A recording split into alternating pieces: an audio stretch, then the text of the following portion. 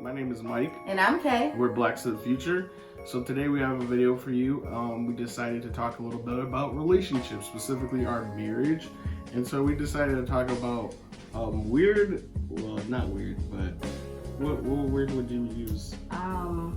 Oh yes, things people don't tell you about being married. Like when you go to your friends that are married and you're like, yo, give me some advice. Like, what do I have to look forward to? Things that they really just don't say. But I think it's more so because you don't necessarily think about it. Right, and all relationships and marriages are different, so. Right. We don't claim to be any relationship experts, so. Not at all. I don't think we'll be giving advice per se on this, but just from our experience, like little things that we noticed that were like, nobody really talks about this. So the first one we have is you don't have to spend a ton on a big wedding. Yeah. So that really is tailored by the fact that our wedding was impacted by coronavirus. Right.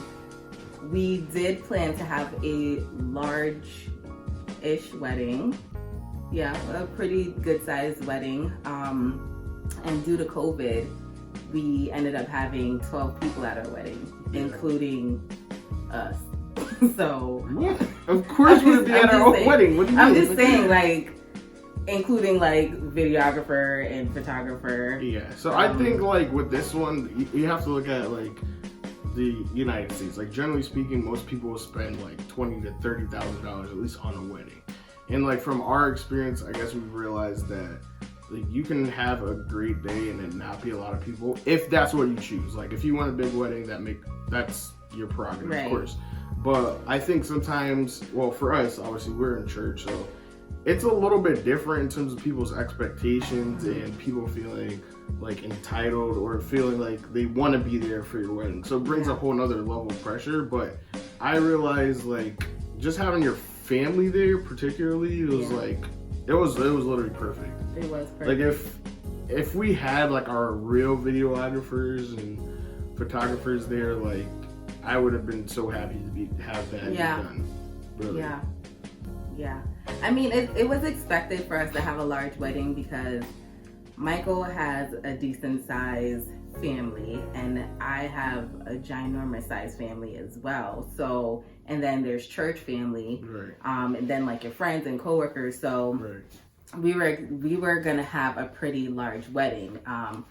Even though I originally didn't want that, but Michael wanted that. But that's okay. Like, we knew we were gonna have a decent sized wedding, but to have the people that were there and like, it was probably the most emotional, most perfect day of my entire life. Like, I almost feel like COVID was like a blessing in that way for us because, I mean, when you talk about an intimate wedding, that I don't think it could have gotten any more intimate than that. So. Yeah, I think like people, it's like you think about it, you're starting, well, depending obviously on your situation, you're starting your life new with somebody else. Like you don't want to go into that situation like with just a bunch of debt. Like it's horrible. It's stressful. Like we're basically obligated to have another wedding because we signed a contract with the venue. But it's like the more I think about it, sometimes I'm like, this really is not fun because it's like we know we have a large amount of money to pay to somebody else, and it's like that, like for what our wedding was, like that wasn't necessary. Right. You know what I mean? Right. So we're just encouraging you if you're thinking about getting married or want to get married. We definitely would say don't feel bad about having a small wedding. So our second point was that you argue about the dumbest things. Dumbest things on earth. It's just the dumbest. Like one argument that we have is just about me pushing in the chairs after I finish eating. It matters.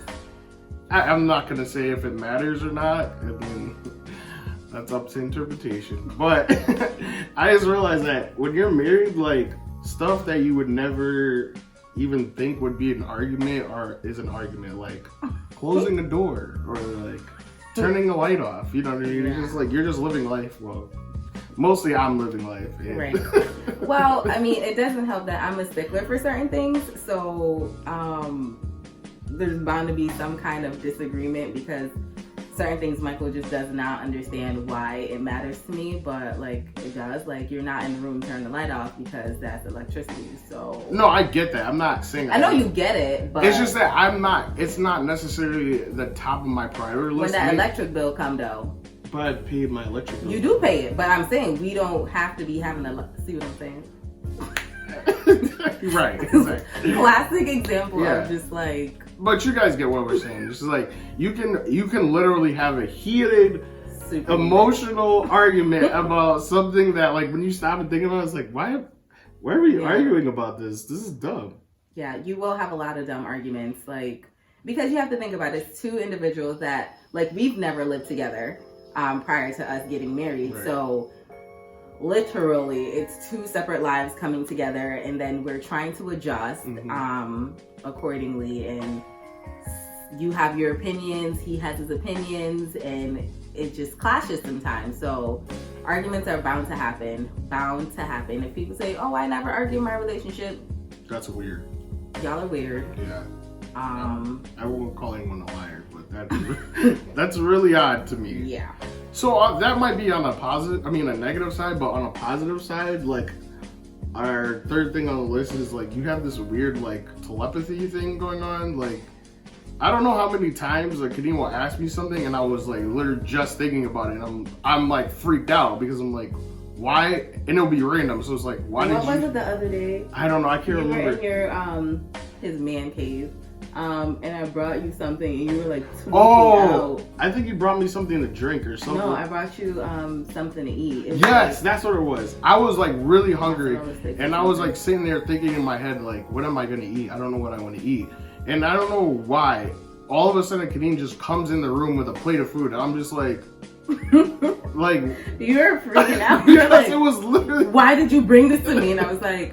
Because I just thought to myself, you might be hungry. It was just so weird because I feel like it wasn't like dinner time or something. That's what made it weird. It was like a snack. Or it was like later on. Was it later on? No, it was like we had breakfast and it was like maybe like 2 or 3. Yeah. And then we have dinner on like 5, 6. So I figured you would at least want a snack. I guess that makes logical sense, but in that moment, like because I was just thinking about it, it really did freak me out. And a lot of like we say things all the time, like we'll literally be saying the same thing all the time, like or he finishes my sentence, and I guess like that happens like when you're around somebody all the time.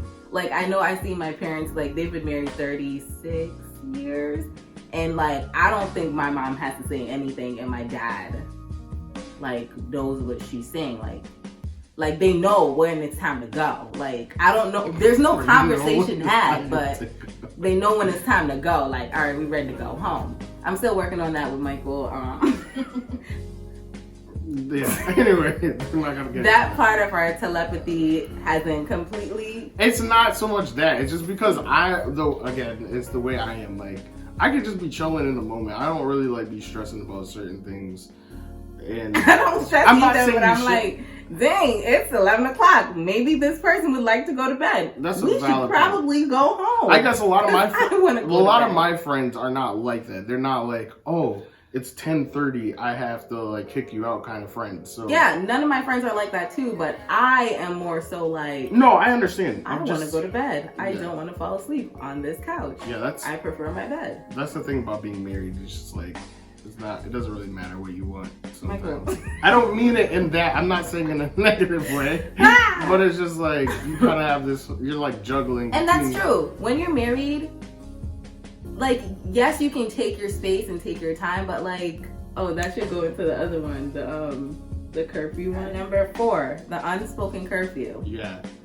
Go ahead. We were talking about it. Yeah, that's the thing. Like, sometimes I'll go to my parents' house and I'll be kicking it for a while, and then all of a sudden I just feel this urge that comes over me, like I need to go home. Like, not because I'm not having a good time. Like, I have a blast with all my sisters and my parents, but like, especially if Michael is home, I'm like, I have to go home. There's something in me that's like, I have to go home. Like, I have to be with him. Yeah, like I think I'm a pretty independent person. Yeah, we're both extremely independent. Yeah, like I don't feel like that need to be around Kadeem 24/7. But at the same time, if I'm home and I know it's not a work day and like there's nothing going on and she's not home for a while, I'm just like, I almost get anxious. Like, yo, where are you? Like, or I'll just text her, just be like, you alright? Like, when are you coming home? Like, all that kind of stuff. And not so much because I want her to be home, but it's just like, okay.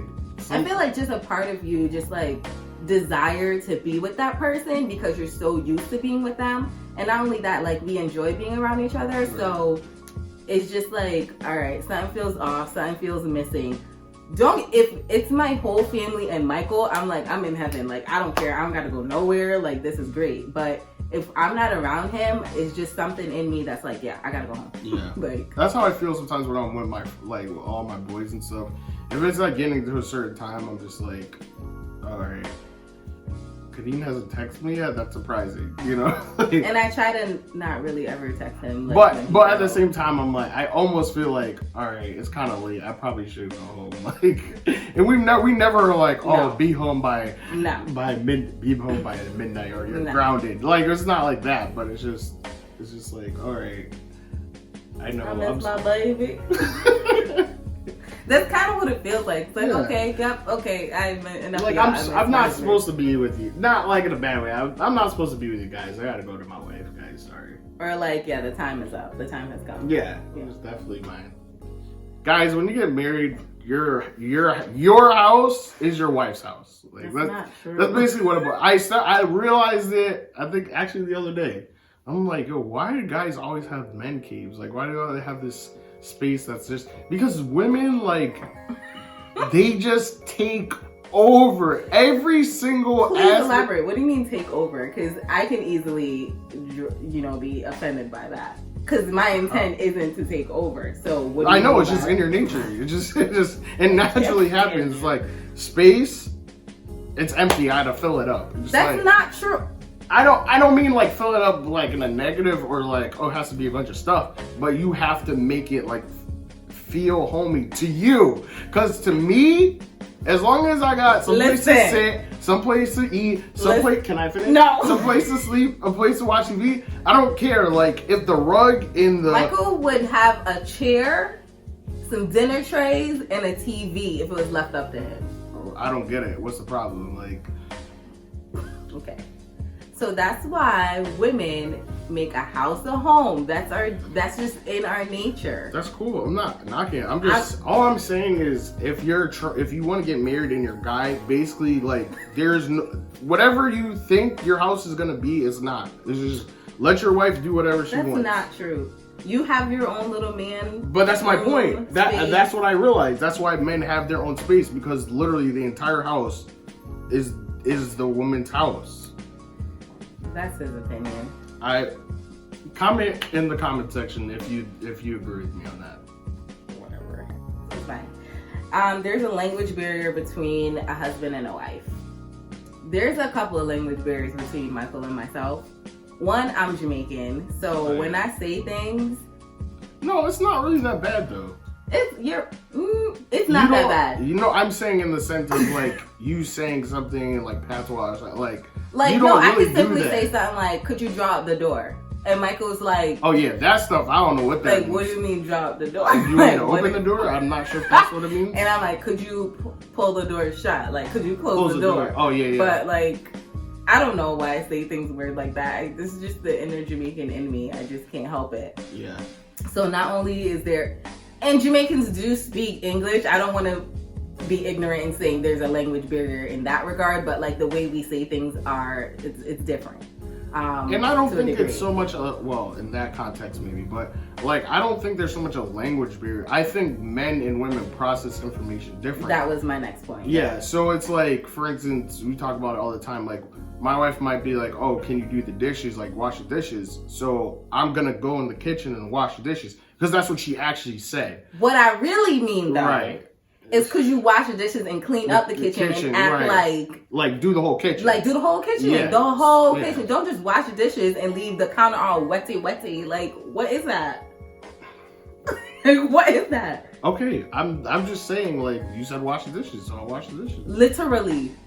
like, he really listens. He really does exactly what I say. And it's like, no. And then that turns into a fight. No, it doesn't turn into a fight. It's like, hey, babe, did you see the puddle of water, the ocean you left on the counter? Yeah. Like, how you gonna wash the dishes and not think to wipe down the counter? Like, I knew, and it's weird because people do tell you that, but you don't, I guess you don't realize it in such a specific way or in such a basic way that it's like, women could say something and they mean something different than what they said. But because men are literal, we will take literally what you said and do what you said. Literally. Like, I'm thinking about, like, oh, Michael, could you wash the bathroom? It's like, first of all, what do you mean wash the bathroom? Like, the whole thing? Like, the walls? Like, it's, like, always that's the thing. No, that's just me being, like, kind of sarcastic. I know, but it's just, like, it doesn't mean wash the toilet bowl and Lysol down the sink. It means wash the whole bathroom, sweep it, wash the curtains, everything. Like, and it's just, like, it doesn't get communicated that way, so... Yeah, say exactly what you mean. So now it's like, I feel like now Michael kind of like gets my groove. Yeah, we've been married for it took us 4 months to kind of get to that. Yeah, now it's like, oh, I don't even have to be like, oh, could you wash the dishes? That's like not even a conversation. Like, I cook, he washes the dishes. He knows washing the dishes goes beyond washing the dishes. Yeah, that's basically all it was. Our last point, like, we were Christians and go to church and we're very heavily involved in our church.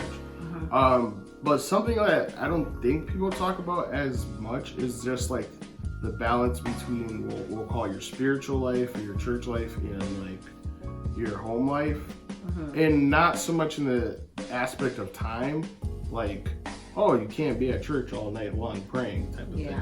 But I guess that is kind of like a good example that too. Is a good example. Like, if as an individual, if you are gonna, like, you know, spend time in like dedicating yourself to the Lord or consecrating and stuff, like, you definitely need to have a conversation with your spouse because it kind of can interfere with your home life and different things like that. Like, and we kind of had a little bump about that where I wanted to like fast and I'm all about Michael fasting. Yeah, I'm no, all that's about not really the consecration, right? It's just a matter of dialogue. Actually, let me paint the picture.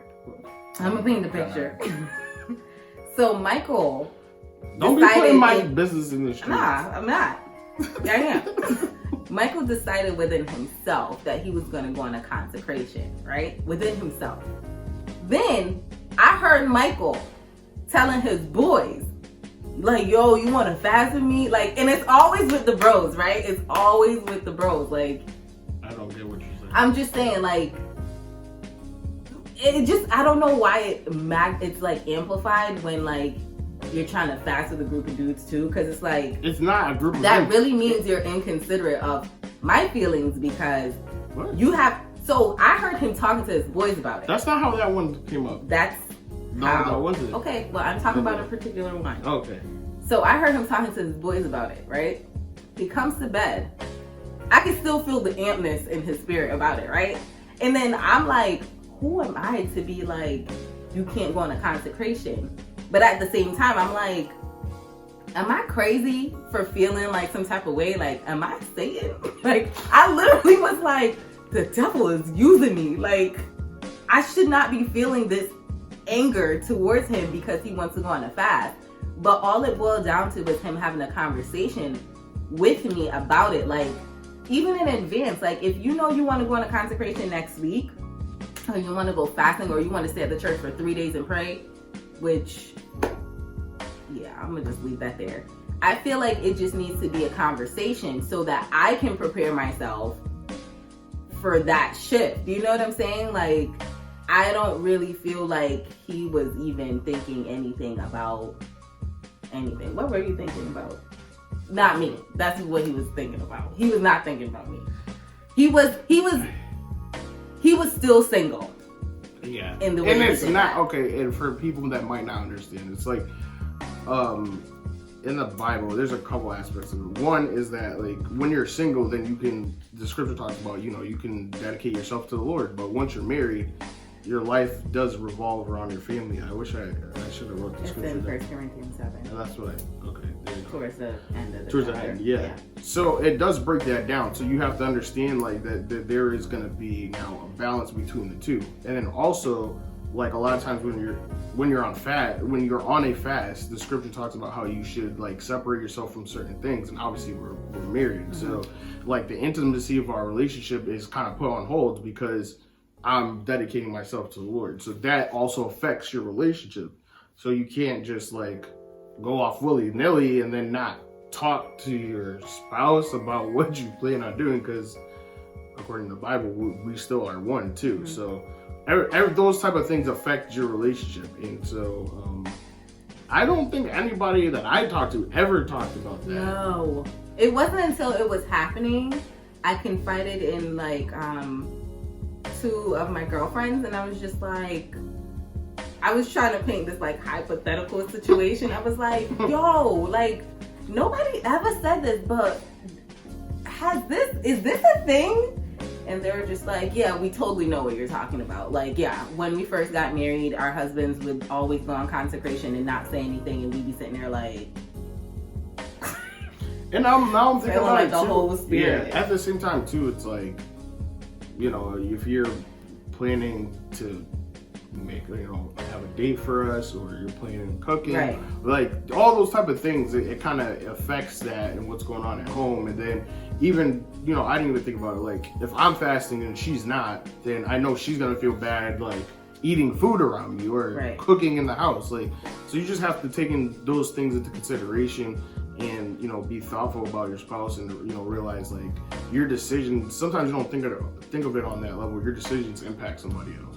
right. Well, we hope you enjoyed our video on things people don't necessarily tell you about marriage. And please like, share, comment, subscribe. If you have any other maybe relationship or marriage stuff that you do want us to talk about or do, we're definitely open to that. So let us know in the comments, and we will see you next time. Peace. Peace. I love my peace.